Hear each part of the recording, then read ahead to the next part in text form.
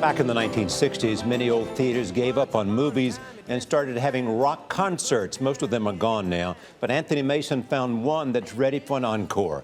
Anthony, good morning. Good morning. In the history of rock and roll, the Capitol Theater was legendary, an unlikely setting in the New York suburbs that played host to some of rock's biggest acts.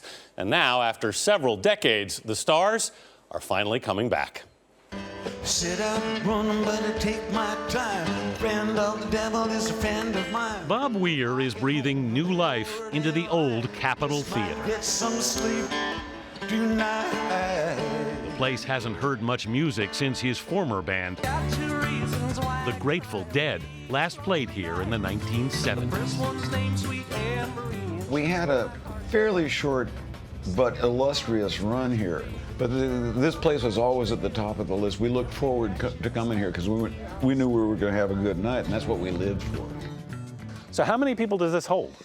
It's 1,800 capacity. And Peter Shapiro has been promoting concerts for 16 years, but his life's dream has been to have his very own rock palace. So we went with a lot of gold, a lot of black, a lot of like blood red. Beyond the color palettes, ornamental architecture, Chuck Berry, and custom wallpaper, Mick Jagger, people who played here.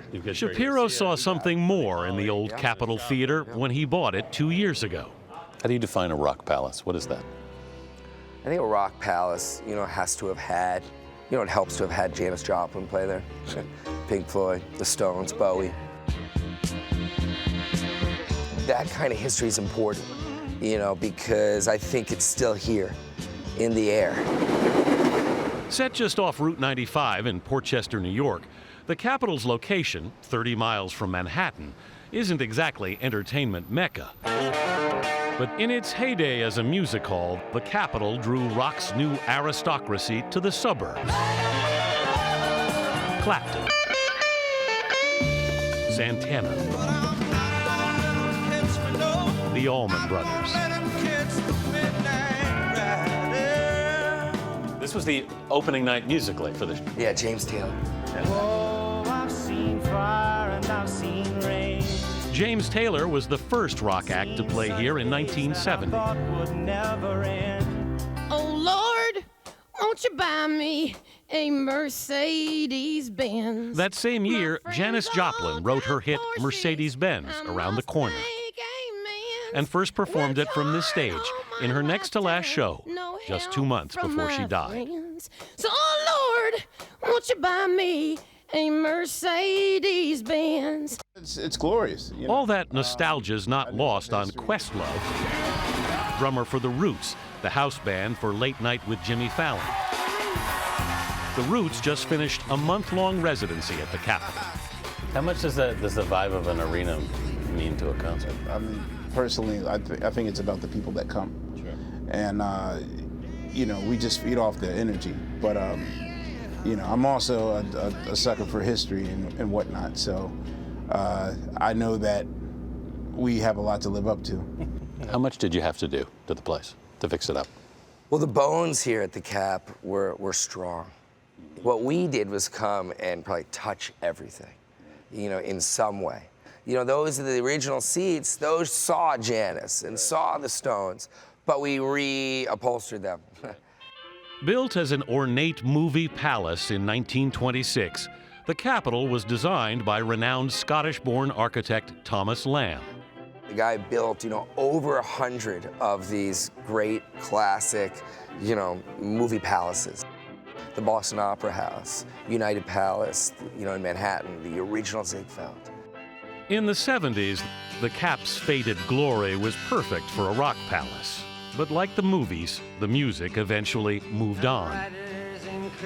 It had been 15 years since the last gig here, so after Bob Dylan played the grand reopening last month, one reviewer declared, "A rock theater that looks and sounds as good as the Capitol is something to celebrate."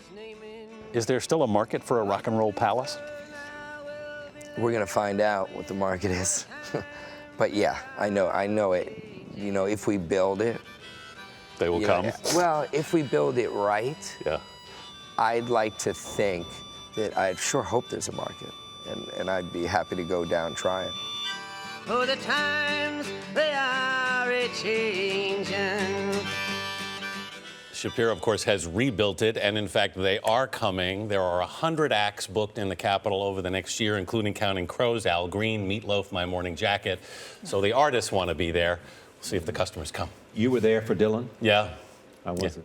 It was, you know, it's a great room, especially great because it's really close to my house. As you said, you roll down the hill and you're there. I roll down the hill and I'm there. That's not why I did the story, by the way, but it's a beautiful room and they've done a great job with it. And, you know, there aren't a lot of theaters like this anymore, and it's just really nice to be in one. And the money in rock now is in concerts. It's in concerts, yeah. That's if you're going to, the record business is basically drying up. So if you want to make money, you got to do it in places like that.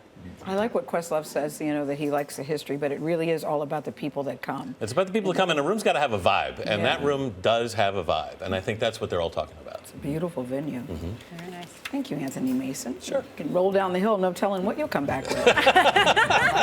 Always convenient when the story's in the neighborhood. We like that. In the hood, there it is. Yeah, we like it a lot.